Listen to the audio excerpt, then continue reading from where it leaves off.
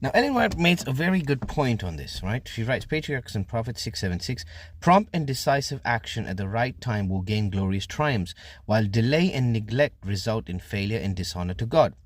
If the leaders in the cause of truth show no zeal, if they are indifferent and purposeless, the church will be careless, indolent, and pleasure-loving. But if they are filled with the holy purpose to serve God and Him alone, the people will be united, hopeful, and eager.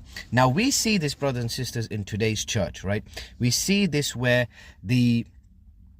not all of them, but a lot of the leaders in the SDA echelons have sort of taken up to themselves, or they have started to lay with the worldly organizations like United Nations, WHO, etc., and allowing these worldly organizations to influence them by taking their materials. Like, for example, as we saw with the case of with ADRA, is when you are taking government funding from organizations that are not based on biblical truth, then you are influenced by these organizations, and you have to allow them to influence you. And whatever the requirements they have, you have to put in place, and you have to sort of sideline the requirements of God, because these guys are now giving you the money. They are now funding you.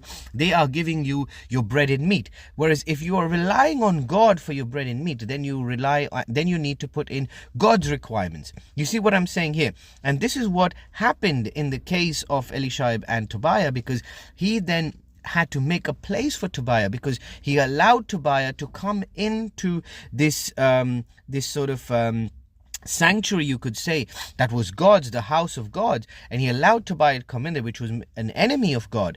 So we're not saying that within the SDA they're allowing enemies, but in a way they're allowing worldly influence within the church, which then makes it hard for people in the church to carry on the righteous path, because they are seeing their leaders have these unlawful alliances with the world, and allowing these unlawful alliances to dictate the path of the church, or the projection or the trajectory of the church. Then the people of the church then seem to think that it's okay for them to also be careless and take part in worldly processions or worldly events. Do you get what I'm trying to say?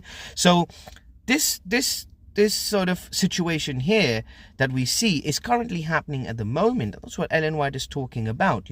There is a change from living a righteous and having a righteous trajectory to now having a worldly trajectory and living a worldly life.